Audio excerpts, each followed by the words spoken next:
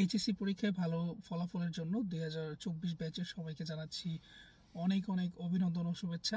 তোমাদের অনেকে আমাকে মেসেজ দিচ্ছ যে ভাইয়া আসলে এই তো পরীক্ষা শেষ হলো বা অ্যাডমিশনের প্রিপারেশন নিচ্ছি, তো এরপর কিভাবে দেশের বাইরে পড়াশোনা বা যাবতীয় কিভাবে কি করতে পারে এই নিয়ে কিন্তু সবাই অনেক কিছু জিজ্ঞেস করতেছো।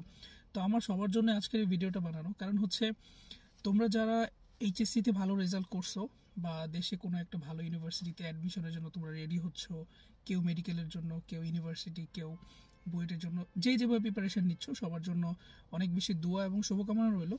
তারপরে যে বিষয়টা বলতে চাই সেটা হচ্ছে ধরো যারা চাচ্ছ দেশের বাইরে পড়াশোনা করতে যেতে, প্রথম অবস্থায় যদি আমি ইউকের কথা বলি, যে ইউকেতে বা ইউরোপিয়ান কান্ট্রিতে আসার জন্য যে মেইন যে বেসিক যে বিষয়গুলো লাগে সেটা হচ্ছে প্রথমে তোমার যেটা লাগবে সেটা হচ্ছে তোমার আইএলস।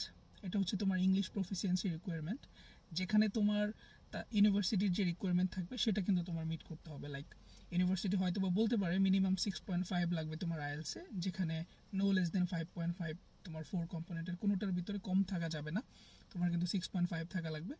তারপর তোমার একাডেমিক রেজাল্ট, তারপর তোমার যাবতীয় বিষয়গুলো, bank statement, bank solvency and other things.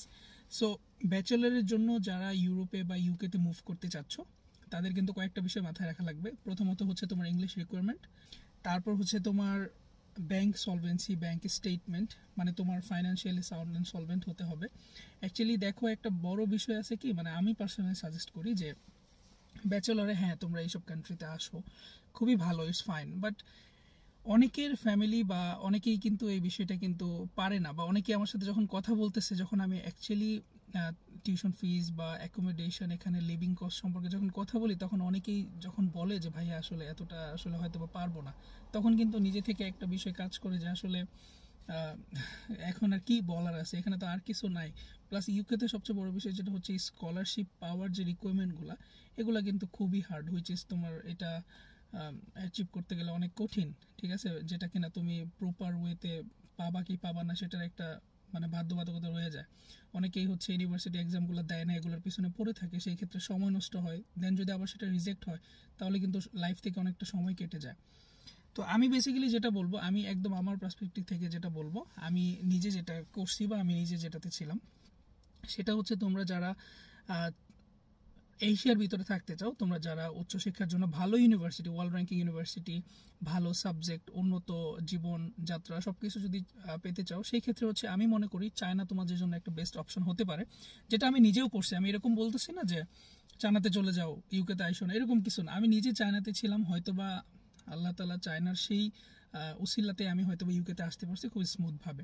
তো তোমরা যারা চাও ব্যাচেলরে খুব বেশি টাকা খরচ না করে অল্প টাকার ভিতর খুব ভালো একটা স্কলারশিপ নিয়ে, বা যারা স্কলারশিপ পাবাও না, সাপোজ ইউনিভার্সিটি যদি স্কলারশিপ না দেয় বা স্কলারশিপের যদি রিকোয়ারমেন্ট না থাকে বা স্কলারশিপের যদি অপশন না থাকে, সেই ক্ষেত্রে তোমরা যদি পড়াশোনাটা টাকা দিয়েও করো, সেই ক্ষেত্রেও আমি মনে করি বাংলাদেশে যেই টাকাটা খরচ করে তুমি সাধারণ একটা ইউনিভার্সিটিতে পড়বা, তার থেকেও খুব কম খরচে তুমি খুব উন্নত জীবনযাত্রায় ভালো একটা ইউনিভার্সিটিতে পড়াশোনা করতে পারবা চায়নাতে। এতটুকু আমি ইনশিওর করতে পারি। ইভেন তুমি নিজেও ঘাটাঘাটি করে অনলাইনে রিসার্চ করে তুমি দেখতে পারো চায়নার যে ইউনিভার্সিটিগুলো বা ইউনিভার্সিটিগুলোর যে সাবজেক্ট প্লাস পড়াশোনার যে মান, সেটা বাংলাদেশ থেকে অনেক গুণে ভালো। সেটা তুমি যে কারোর সাথে কথা বলে বা তুমি নিজেও সেটা বুঝতে পারো, বা আমরা যারা পড়াশোনা করে আসছি তুমি যে কারোর সাথে কথা বলে সেটা জানতে পারো।